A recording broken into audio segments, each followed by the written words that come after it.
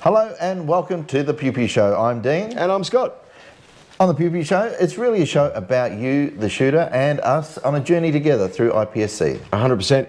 This is our grand finale for Season 1. Season 1, season finale. 100%. We'd like to thank you guys for all the support you've shown us over the last 9 episodes now. We started off really amateur, and we haven't really but we're getting better. I mean, we've got a new set. A little bit, yeah. Yeah, so we're doing good. How are we going to kick this show off? Because it's a fun one.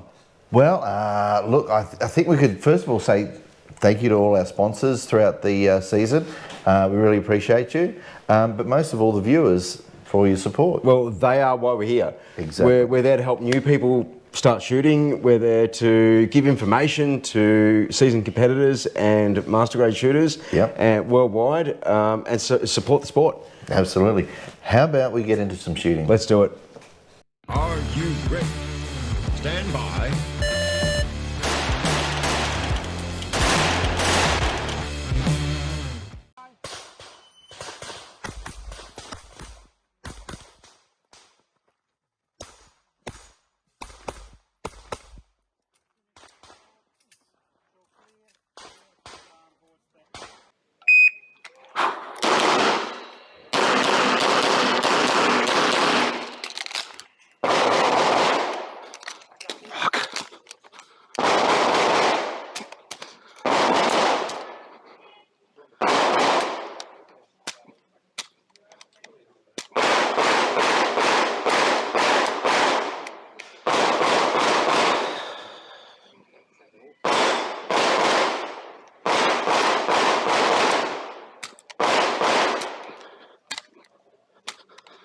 Mother.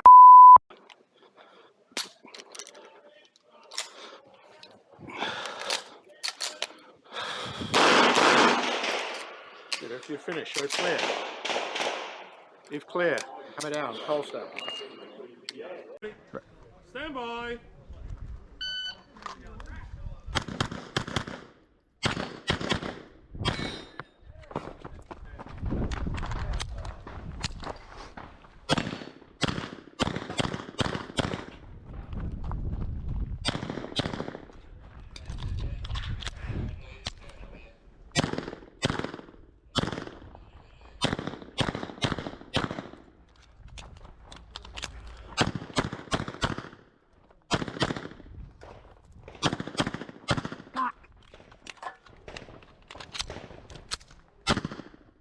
If you finish on low, show clear.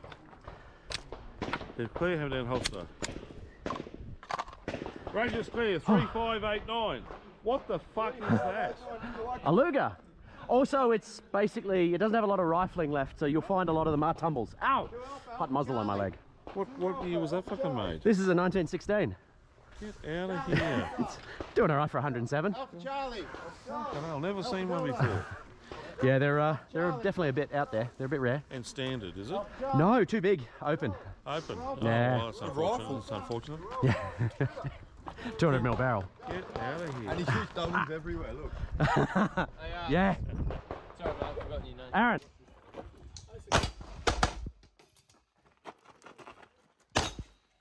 How does he do that? Oh, I've got no idea, man. Not even yet. I'm too busy trying to shoot and I'm losing. Yeah. How ridiculous. How ridiculous.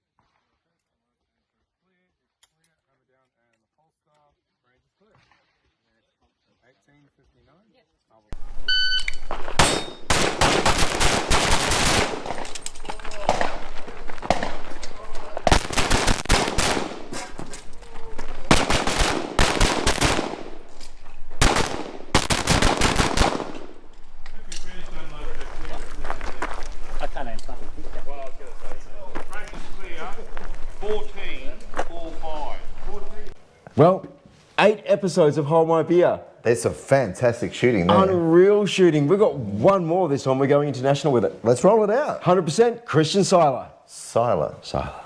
Seiler. Seiler. Seiler.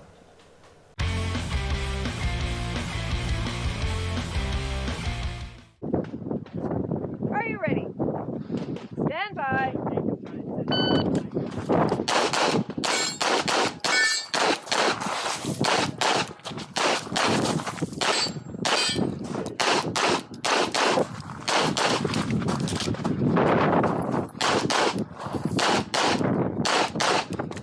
You're finished, Coach. Cover down, holster. Range is clear. 1630. Well, that was unreal. That was from the Optics Nationals. Yeah, what a great competition. They had everything. They had crazy weather. I think they had every season going. I watched quite a few of the stages, and I kid you not, like, the shooting area was just covered. It was like a river. So it's like Melbourne weather? Pretty much. But I kid, guys. like one stage, and those guys' socks and shoes, they would have just been completely soggy. Well, I recommend Gore-Tex.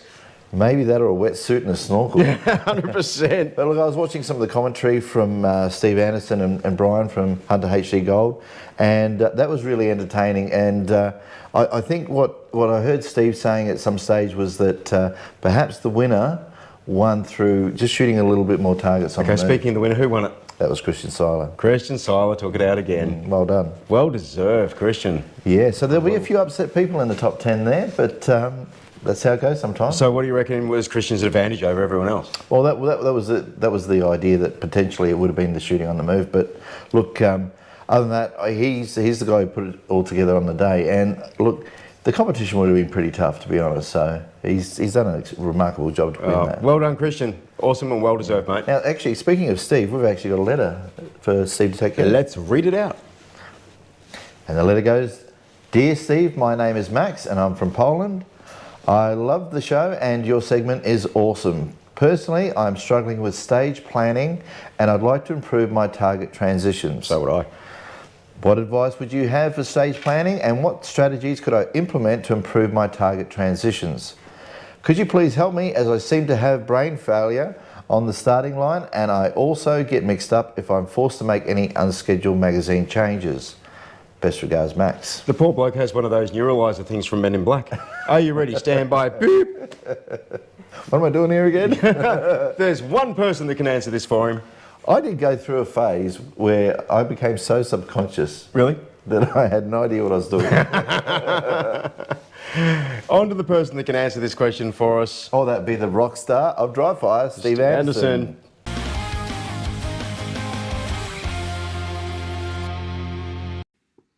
Hello, Max from Poland. Nice cover, by the way. I think this is really either Max Michel or Max Leograndis looking for help. Let's just go ahead and assume that it's not Max Michel or Max Leograndis and that you're actually from Poland, and we'll answer your question anyway. So you're talking about stage planning and target transitions. Those are two different topics with two different answers. With stage planning, your job is to minimize the time spent not shooting. If your stage plan has a large amount of time spent not shooting, that needs to be reduced and or eliminated. That is the only constant I can think of that never changes in stage planning. Minimize the time spent not shooting. But I think your problem lies more in preparation than it does planning. Most people spend way too much time deciding and not near enough time preparing. So what I want you to do is analyze, strategize, memorize, visualize. Analyze needs to be done as quickly as possible from the written stage briefing.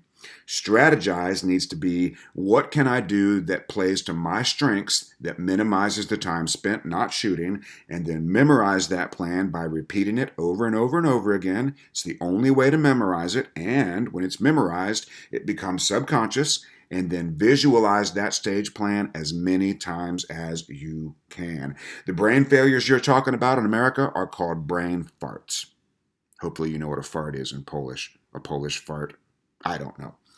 Maybe you do. So, a brain fart is caused by not knowing what to do. Not knowing what to do is caused by not making a decision in time to memorize that decision. So when you're on the line, you're still making decisions. It's no wonder your brain is farting or failing fart failure Doesn't matter. So that's because you haven't made those decisions ahead of time. So analyze, strategize, memorize, visualize, choose early so you can get double-digit reps of your stage plan. Between walking the stage and visualizing the stage, you need to get double-digit reps of that stage plan. At least 10.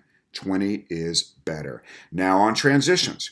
What you need to learn to do there is call the shot, the last shot on the last target, snap your eyes or your head to the next target, and drive the gun to it. The easiest way to get faster on that is to set up some kind of a dry fire drill that has a wide transition, okay? Put a par time on it. You could draw, shoot 2 shots on 3 targets, 1, 2, 3, 4, 5, 6. And then start reducing that par time. What you're going to find is you're going to have to get your eyes in front of the gun to get that faster, and eventually you're going to have to start moving your lower body more than your upper waist and or torso. But set up anything you want to that involves a transition that you can duplicate in dry fire, and then just start working the par times down. But the key to great transitions is calling the last shot, snapping the head to the new target, and then driving the gun to where the eyes are already looking. Okay, you've got to be able to do that. If you're riding the sight from target to target, it's going to be slow and it's going to be inaccurate. But as you practice this, there is one caveat. If you go to the match thinking about snapping the head and driving the gun, that's not going to produce good shooting in the short term. We need this technique to be completely subconscious so that it happens without you actively thinking about it. This will take repetition and this will take refinement. Or maybe it'll take refinement and repetition. It'll take both of them, whatever order you want. So stage planning, choose early, analyze, strategize, memorize, visualize, get double digits of that stage plan in your visualization. The visualization should be silent, by the way, with no technical commands. Okay? And then regarding transitions, that's easiest done in dry fire by setting up something, whatever it is you want to work on, put a par time on it, and start chiseling those par times down. With that transition technique, it can be helpful to do it in slow motion. So you could dry fire, call the shot, turn the head, drive the gun, call the shot, turn the head, drive the gun. The best thing about doing it in slow motion is you won't go back to riding the dot without being aware of it. If you try to do that in full speed, you may go back to riding the dot or the sight without being aware of doing that. We got to make sure we get the head out in front. Okay, hope that helps. If we can help you anymore, please let us know. Max from Poland.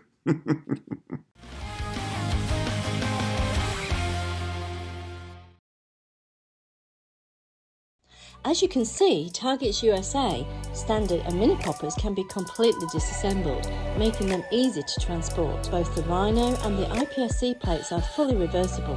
This saves time during the match from having to repaint them. Resetting the targets has never been so easy.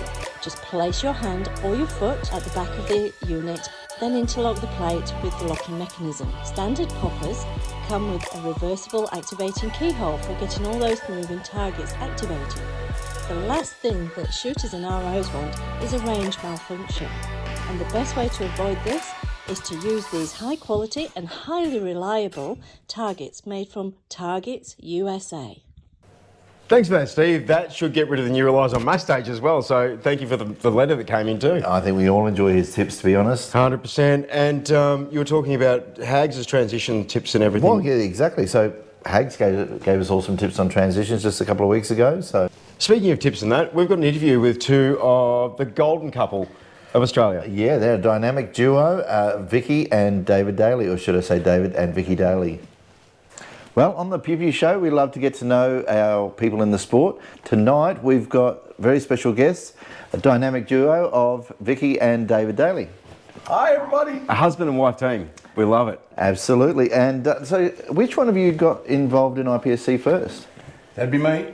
Okay, how'd that start out? Initially went down to SSAA to do rifle shooting with a friend of mine called Mitch. Yeah. And he had a pistol license previously, and he'd let it lapse. Right. And while we were shooting the rifle down there, we watched all the pistol shooters walk past us, and yeah, we had a few shots go off, and I thought, oh, this is all right. Uh-huh. And Mitch suggested we get our licenses, so that's what we did. And shot ISSF for about a year. Okay, right. Because there wasn't any I.P.S.C at Springvale. There was no IPSC? No I.P.S.C. So how long ago was this? 2009. probably. Oh, okay. Wow. Yeah. Oh, So, very good. Yeah, it was very interesting to just get a pistol and shoot it. Yeah. And it was a bit daunting at first. So with a year in ISSF, how did you actually get into the IPSC side of it? It was a fellow at Springvale, Neil Osborne, and he was an RO down at PPLA. Okay. And he said, come down and shoot I.P.S.C, you'll love it. Yeah. And me being very green, I was sort of daunted by the fact of the safety side of it. Like, Okay, yeah. I was still scared of the firearms a little bit. Okay, no, that's fair Which enough. is a good thing for being you. Well, it makes you safer, I Yeah. reckon. And after getting over that, I went and had a go, and that was it. I was just hooked. First time? Like, first time you're like, this is... I've got to do this, yeah. And it's fun. Most people don't know that in Australia that you can actually do this. Yeah, that's right. A lot of the things that I get back are, we didn't know we could do this in Australia. It's a legitimate sport. Yeah. Yeah. So, but what about you, Vicky? How did you get roped into shooting? I used to go down and watch him. Okay. And Oh. I'd read a magazine. Okay. Had no interest. You know. She was bored with it. Well... And I was a okay. bit put off by, guns. Yeah, fair enough. But a guy down at Springvale named I forgot his name. Nick. Yeah. Kept hammering me, saying, "Hey, just have a go." He kept hammering you. That's a bit harsh. Well, that's how we roll, Springvale. 100%. And eventually I had a go. And Encouraging you, yes. that's it. I have to do this. And So, joined it. so same with you. First time you shot. Yep. So by this time were they doing IPSC there? No, so it was still ISSF. Yeah, I still did that Wow. for a while. And Okay. then Mario came Mario to Springvale Mario? and Yeah. started up I.P.S.C. and we started, Awesome. after having seen I.P.S.C at PPLA, Yeah. we decided, well, we could do this here. Why go all the way there? Yeah. Yeah. So, And so IPSC was born in Springvale. So you are the founders of IPSC in More or Springvale, less. pretty Yeah. much. You are the OGs. That's incredible. so I've been building stages for many, many years. So what was your first major competition, Vicky? It was the Victorian state titles. Okay, cool. She's jumped right into it. Same for me. Threw it right in. So it's right in the deep end. Level 3, straight off. I was so nervous. Oh. But all the ROs were really good. They calmed me down. They said, look, don't stress. Just take your time. Just, Every stage she went to, she it said, was great. I'm a beginner. I'm so new. I'm just new. I wonder if I can do that now. They're right up there going, I'm a beginner. Can you take it easy on me? No, because every time I do it, I do the That was pre-match a- with No. 14 ROs in it. They'd be taking it harder on you. Oh Scott. yeah, 100%. Oh, that's cool. So, both of you have shot throughout Australia and overseas as well. Yep. Whereabouts have you been shooting? Well, we've been everywhere, man. New Zealand was our first overseas shoot, which was the first Australations, wasn't it? nationals Right. that we were going to, Yeah. but it wasn't here in Australia. It was, Okay. Yeah, that's right. it was a nationals in affiliation with New Zealand. Yep, So and it New was- Zealand Nationals is coming up again very shortly in November. Australasians, and we had our nationals in that match at the same time. Wow, okay. And how'd you go? I went. Average. Average. We'll say average. It's very hard shooting little blue plates in long green grass. And So when where you can else have you find them. been other than New Zealand? America. America, we did the world shoot in Florida. Oh, nice. We did the Philippine Australasians. That was awesome.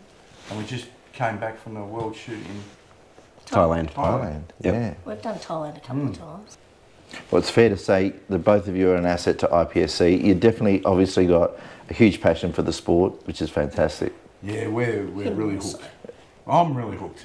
You're, I'm really hooked. I think But first, So much that you can have injuries and you keep wanting shooting. yeah, tell us a bit more about that. We had some stories. Yeah, well, there was a state titles I did, and I had an injured tendon in my Achilles, okay, and the doctor said don't do anything strenuous. makes sense. So I did the state titles. So here's a fire, here's a bug of kerosene. Just pop that straight on there. One of the stages I went to take off and snapped my Achilles tendon, Oh, fell down on the ground, and all I could think about was I could see the targets under me. And I felt like shooting. So I kept shooting. Yeah, finish the stage. I'm just going to finish the stage. What? No way. Finished the stage. And I finished the match. That's dedication. That is. I strapped it up and walked sideways. That's bordering addiction. Yeah, 100%. No, I have withdrawals when I'm not shooting. That's incredible. That's There's incredible. Another instance. I was on the bandsaw at work and I cut my finger. Of course. My trigger finger. Oh, On nice. my right hand. So there was a state selection match on coming up. So I shot the whole match with my weak hand. Weak hand only the whole match. You have to keep shooting. You just, It's dedication. That is fantastic. This just shows how much fun the sport is. Absolutely. Yeah. And you've got the bug real good. Oh. I mean, I thought I was mad for it. That's next level. So, Dave, Vicky, for new shooters to get that bug, when did you catch it? Oh, straight away. Straight away? I think it was my first level 2 or my first level 3. My first level 3 is when it really kicked in. Yeah, That's why we encourage people to get out of their clubs and see the wider side of IPSC. That's 100%, Scott. It does kick up a notch as soon as you get out of your own club and go shoot somewhere else. It certainly does kick up. Don't be in a hurry. Don't be in a hurry. You're always in a hurry to improve. Yeah. But it will come. And I'm a super senior, and I'm still learning new things. Yeah. All the time. You just keep learning. Yeah, true. We were in a bit of a hurry, weren't we? We were in a desperate hurry. I mean, we all started just before COVID, and then COVID, just as we got that bug, COVID hit, and it's like, oh. But I knew, for myself, I knew I had to dive in. Because if I didn't, then I'd probably make too much of a comfy home at the club. And so I knew if I was really going to go anywhere with it and really enjoy the whole thing, that I would have to dive in. And to get out and move out and just, I mean, we're at a club where it's like one range. We've got 4 stages on one range. You go to every other club, there's like 5, 6, 12, 32 ranges. Yeah. Well, this is where you learn. Yeah. This is where you learn. You see new things happening and you see the way people do things. Oh, totally. And I often say to Vicky, don't shoot in your comfort zone because you tend to get in a comfort zone and you don't push yourself. and everybody does it. Yeah, You just exactly. gotta push past that. Try something new all the Not just time. that, as we were talking about the social side of it, IPSC families so huge and friendly, and you don't get that when you're just sticking to your club. No, you don't. Get out and visit the rest of IPSC family. Guys, it's been great having you on. Thank you for coming on the Pew Pew Show. I hope you enjoyed it. And hopefully we can get you on another time again. Yes. I reckon definitely we Maybe could do from something. Queensland. I think we should for jet up to Queensland as well. Yep. I want to get Steve on the show anyway. Have a bit of Steve Flory on the show. I reckon that'd be fun. Fair enough. Before we go, we're not doing the Pew Pew 10 with these guys at the moment. Great. What we are going to do though is we're going to put them through a bit of a Pew Pew Show challenge. I like a challenge. Do you like a challenge? We're going to have some fun. We're going to have a little bit of fun. So we've deviated again, and we're going to have a little bit of fun with these guys. What do you reckon? You guys up for a challenge? Yep. We're not even told you what it is. No. And we're not telling you what it is. We're just going to bring it out. All right. Let's switch over to it. So, Dave and Vicky do the studio Pew Pew Show challenge.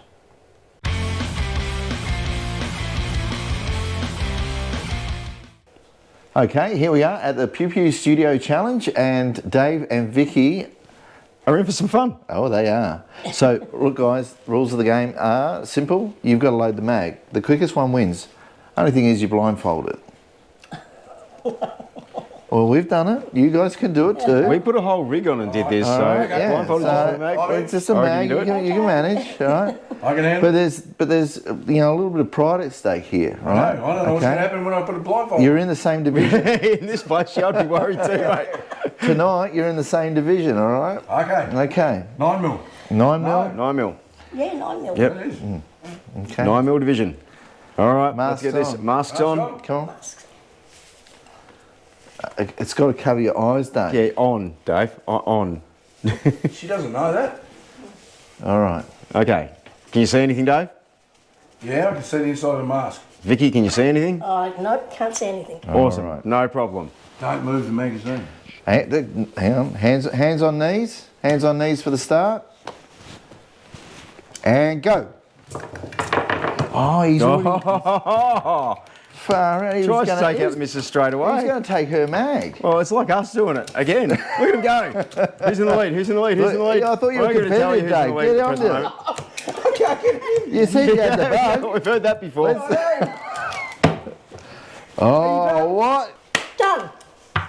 That's bullshit. You got 2 to go. Come Come on, on, Dave. Get it in. Dave. Come on, Dave. Get it in there, Dave. Get it Come in. on. Get it in. That's it. That's it. There, That's mate, it. down. Masked off.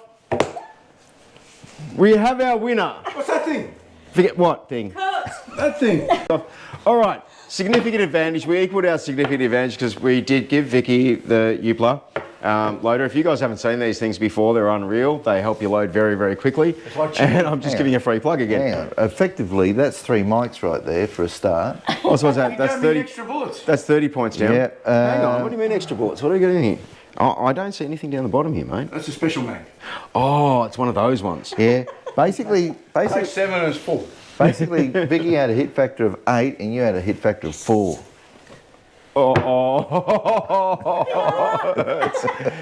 Vicky, well done. Rail that. How you getting home? That's right. We'll VIP limo her home just because of that. That was fun. Well done. It's been great having you on the show. Thanks for joining us. I hope to see you again and get you on the show in Queensland. Yep. We will come up to Queensland and say good day to you as well. And All do the some very of your best. stages up there. Alrighty. It has been awesome. Thanks for coming on. You're welcome. Thank you very much. We'll see you next time. So what is pew pew pew pew? 100%. Get in the pew pew. Thanks, guys. Back to the studio. What an awesome couple. They're fantastic. That was so much fun to do. They really are good sports and a lot of fun. Yeah, Both we of had great fun. I mean, the mag loading thing, that was fantastic. Sorry, Dave, we had to wait till this show to see what we actually did. And that was great fun. Oh, God, I'm just looking at my nails at the moment. When we were shooting today, I've got crap all over me trying to... I've got dirty nails and stuff because we were doing the shadow challenge today and That's trying to beat right. them. That's right. We Speaking did. of the shadow. Well, some say. Some say. Here we go. Some say that if he caught fire, he would glow brighter than the sun. And that if you hold him upside down and drop him, he'll always land on his feet like a cat. Does the sun still come out of the same place? All we know is he's called the Shadow.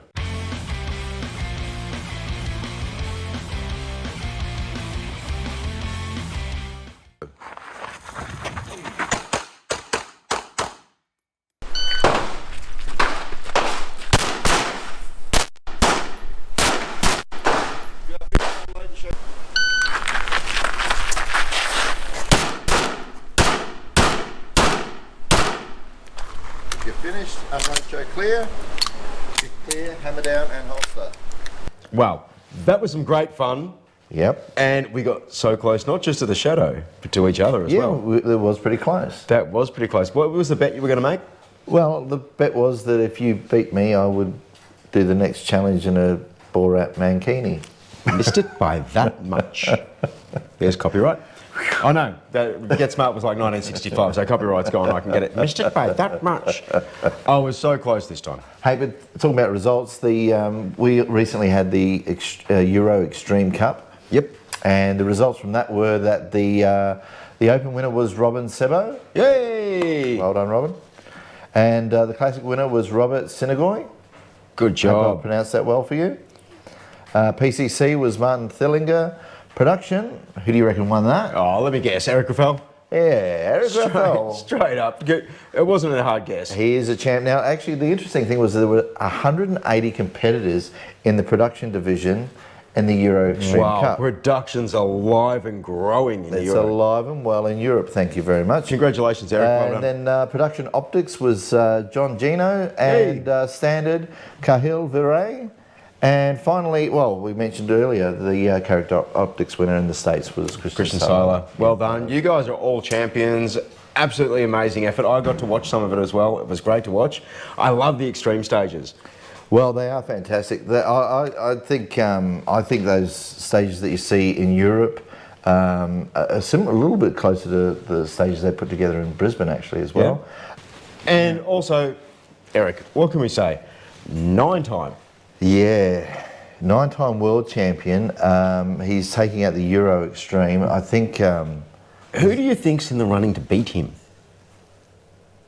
there's got to be some up and comers that are going to take. Well, look, I think the closest to Eric was about 97%, which is getting pretty close. I reckon if JJ turns around and switches over to production rather than production optics, there'll be a really good team match going on there. How many people go back from optics to iron sights? No, I've done it, but I'm nothing. So, I mean, compared to these guys we're talking about. But it would be an interesting competition to see JJ and Eric go head to head. Well, look, anyone could try and bring the heat to him, but I think he's bang on to get the 10th when the time runs around. You know, one of the best things that I see, a shoot off, not just a shoot off, like 4 or 5 stages from Christian, Eric, and JJ.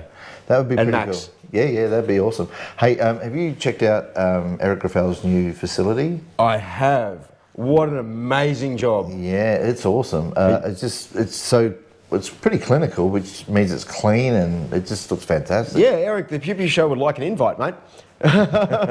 Reach out to us. We'd love to come over and have a look in there. Getting to shoot in there would be phenomenal. But it would be great. Mate, you've done an amazing job on that and well done moving the sport to another dimension with that academy. It looks fantastic. That's why it reminds me of the Rafael Nadal Academy, Tennis Academy. Eric's just done an amazing job. Fantastic job. From there, we're going to international. Oh, yes. Let's move on to international. Here's what's happening in your neck of the woods.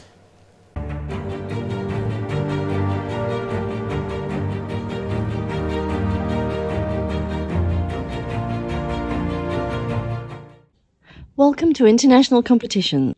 Metro Shoot 2 handgun competition is taking place in Marikina, Parang in the Philippines. This is on the 3rd of August for 4 days.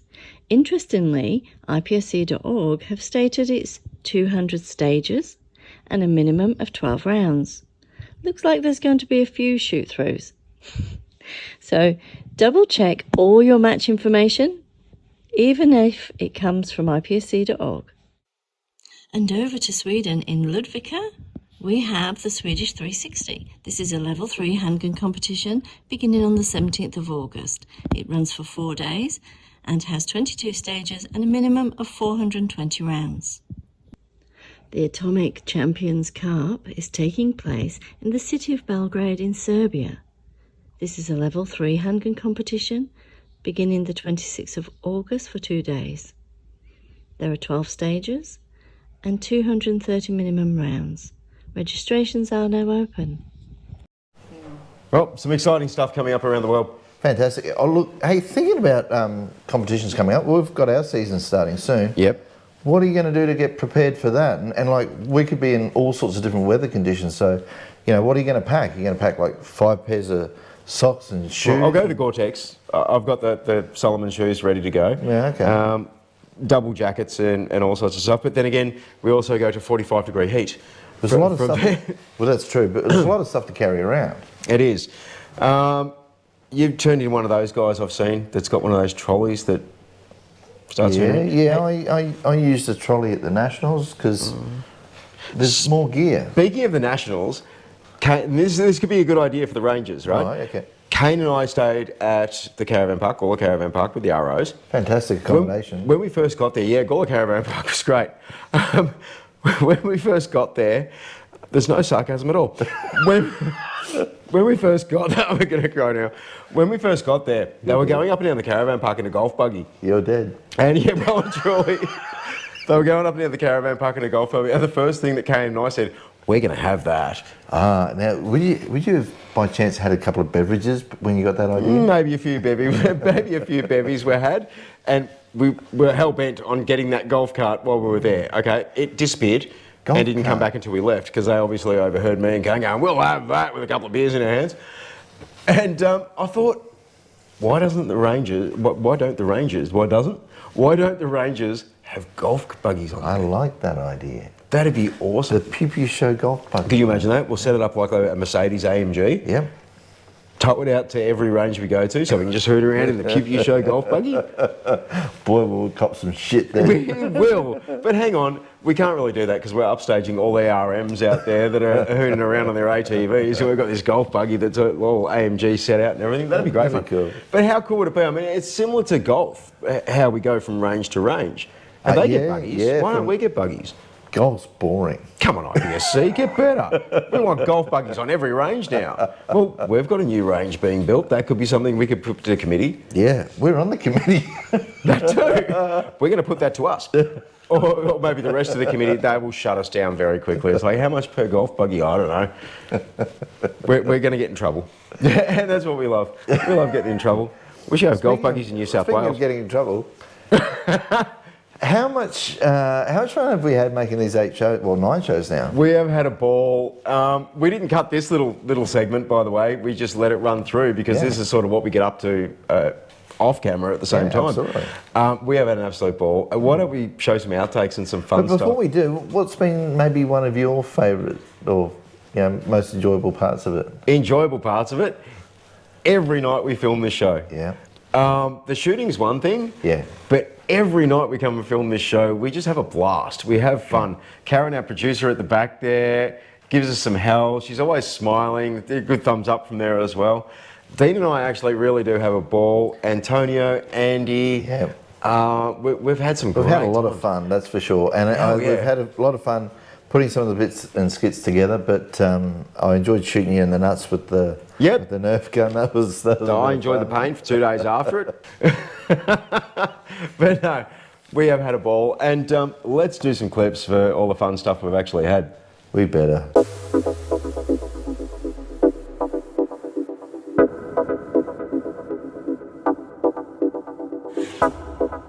Beep. Oh, for the cameraman. Time, Dean came out closest to the shadow. Let's see if the rest of us can catch up this time. Was this for his next no hole, all no holes barred shoot, is it? Yeah. Hello and welcome to the Pew Pew Show. He's Dean. Hey guys, Dean and Scott from the Pew Pew Show. Hollywood. Rhubarb.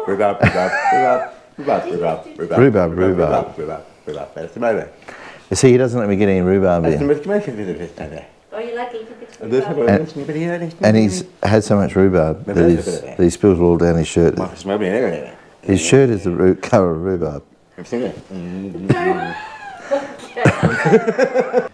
That was hilarious. I haven't seen all the outtakes put together like that before. Well, we've had a lot of fun. We have had a blast. We just want to say, look, between the two of us, we just want to say a thank you to my wife Susan and my children for putting up with the hours and the time that we put into this show.